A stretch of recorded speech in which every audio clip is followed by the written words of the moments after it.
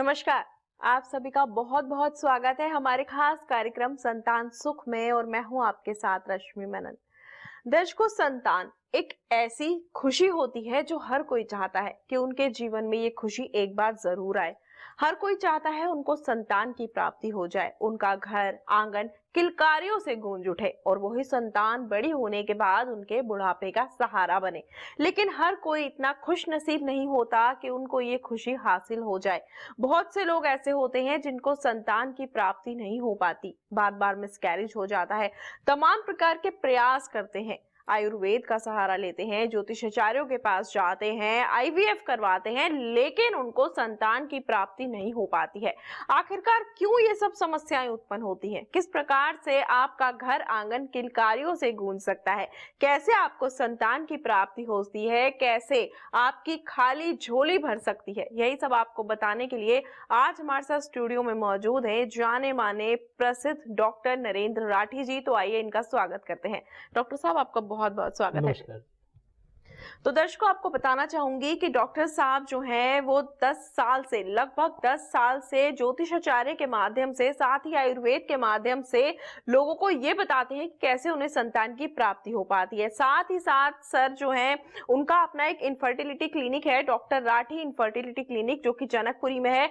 वहां बहुत से लोगों को उनकी संतान की प्राप्ति करवा चुके हैं, उनकी खाली झोली भर चुके हैं। तो चलिए इस कार्यक्रम को आगे बढ़ाते हैं और डॉक्टर साहब से जानते हैं कि कैसे संतान की प्राप्ति हो सकती है। लेकिन अगर आप भी निसंतान हैं, आप भी अपने दाम्पत्य जीवन को सुखी तरीके से जीना चाहते हैं, संतान की प्राप्ति करना चाहते हैं, तो जो नंबर आपकी टीवी स्क्रीन पर दिखाए जा रहे हैं, आप अभी संपर्क कर सकते हैं और डॉक्टर साहब से मार्गदर्शन प्राप्त कर सकते हैं। अपनी खाली झोली को किस तरीके से भरा जाए ये जान सकते हैं। नंबर लगातार आपकी टीवी स्क्रीन पर दिखाए जा रहे हैं। तो डॉक्टर साहब, जैसे कि आप निसंतान जो लोग होते हैं उनका इलाज करते हैं, उनको ये खुशी आप देते हैं कि उनकी झोली भर सके, उनको संतान की प्राप्ति हो सके, घर आंगन किलकारियों से गूंज सके, क्योंकि बिना संतान के घर आंगन सब कुछ अधूरा सा होता है, एक सूनापन सा होता है। आप उनका ये सूनापन खत्म करते हैं।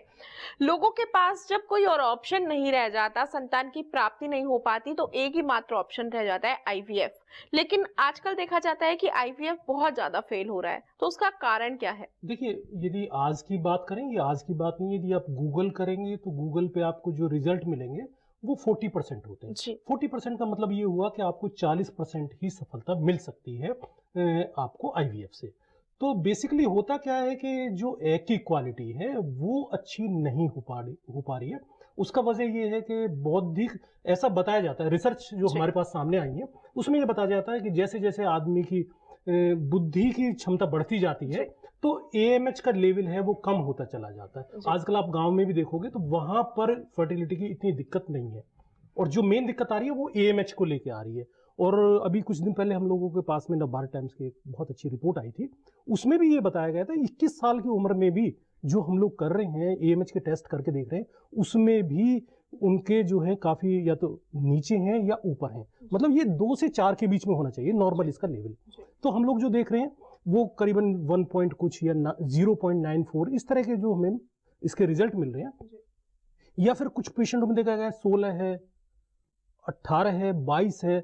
यदि उस तरह का भी होता है एएमएच तब भी संतान नहीं हो पाती। तो उसके बारे में मैं ऐसे आपको बता देता हूँ कि एएमएच होता क्या है, और क्योंकि एक दर्शक चाहता भी है, काफी लोग देखिए, सबसे पहले 2-3 चीजें जरूरी होती है टेस्ट के लिए। मैं बता देता हूँ कि टेस्ट में एक तो आदमी की जांच करा ले, 200 रुपए की जांच होती है, और साथ साथ में अपनी क्या नाम है फॉलिकल स्टडी कराए जिसे हम अंडे की जांच कहते हैं, और साथ साथ में एचएसजी कराए। एचएसजी का मतलब हुआ ट्यूब की जांच, फॉलोपिन ट्यूब की जांच, उसका भी एक बहुत बड़ा रोल होता है।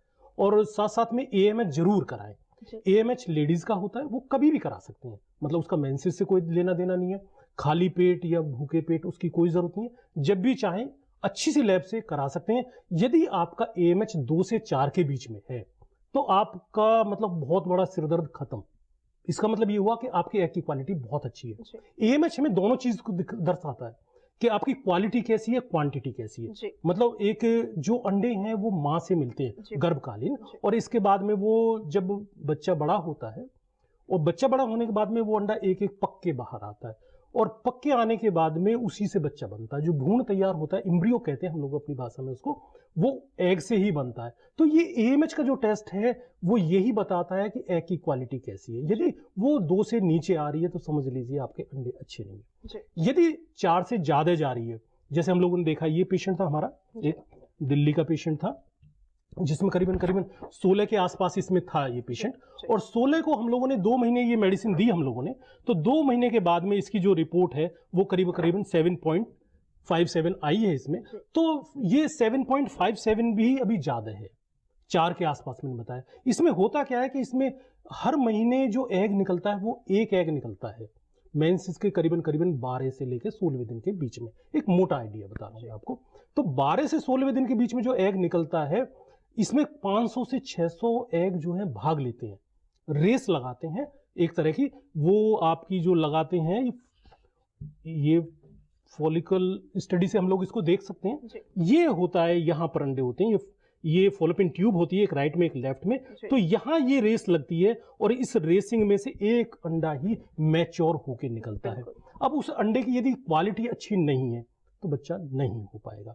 यदि उसकी क्वालिटी यदि हाई है, ज्यादा है, एएमएच 4 से ज्यादा है, 8 है, 10 है, 12 है, 16, 22 तक के हम लोगों के पास में पेशेंट आते हैं, और 2 महीने में हम लोगों ने देखा है कि वो कम हो जाते हैं। तो ये जो मेडिसिन है जो हम लोग देते हैं, ये हमारी मेडिसिन नहीं है, ये कहना कि डॉक्टर राठी की मेडिसिन है, ये झूठ बात है।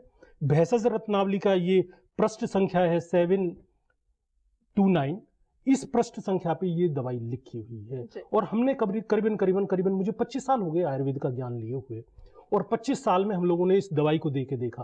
तो दवाई दे के देखा, एएमएच पहले हम लोग नहीं कराते थे क्योंकि अवेलेबल ही नहीं था। ये तो करीबन 10 साल से हम लोग करा रहे हैं एएमएच को।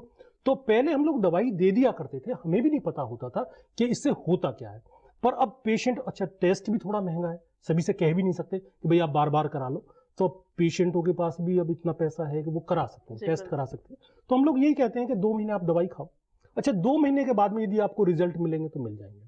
2 महीने से ज्यादा आपको खाने की जरूरत नहीं। हाँ, यदि इंक्रीज होता है तो ठीक है, मतलब जिनका मतलब कम है, जैसे 0.94 है या इस तरह का है, तो ये 2 महीने में बढ़ा देता है जी। ये मेरे पास में एक उसकी रिपोर्ट है बढ़ाने वाली की जी।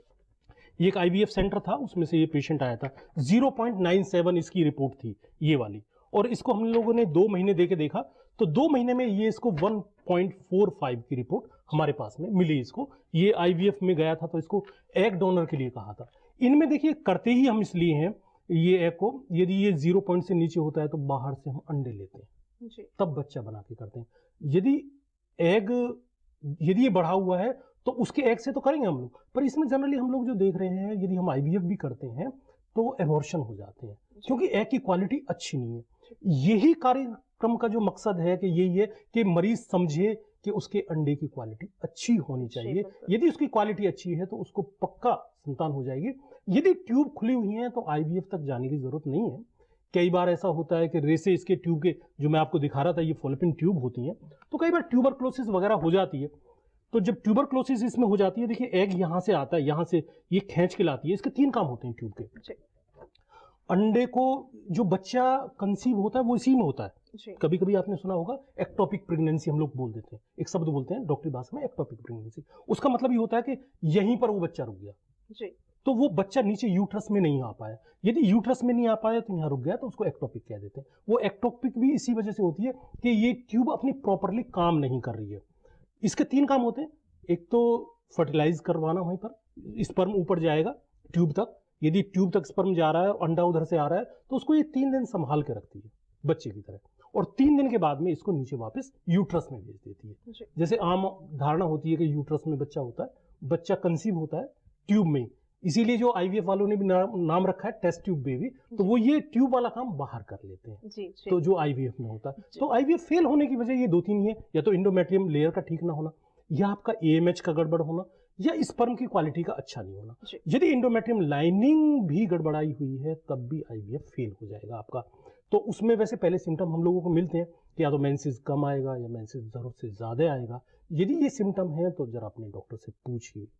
2-2.5 लाख रुपए खर्च कर रहे हो, अच्छी तरह से जानकारी कीजिए, 2-3 डॉक्टरों से सलाह लीजिए, एक से बात मत कीजिए। अच्छा, जब आप ये संतुष्ट हो जाए कि हाँ ये डॉक्टर ठीक कह रहा है, तब आप आईवीएफ के लिए बढ़िए। और आईवीएफ से पहले हम लोग जो मेडिसिन देते हैं उससे यदि पेशेंट खा लेता है, 4 महीने का हम लोग कोर्स बताते हैं इसी मेडिसिन का, जो भेषज रत्नावली में है, चरक संहिता में भी है जी। तो चरक संहिता में जो ये दवाई दी हुई है, यदि वो 4 महीने का इसका कोर्स करके आईवीएफ के लिए जाता है तो एक करीबन हम आईवीएफ जब करते हैं तो 8 से 10 इंजेक्शन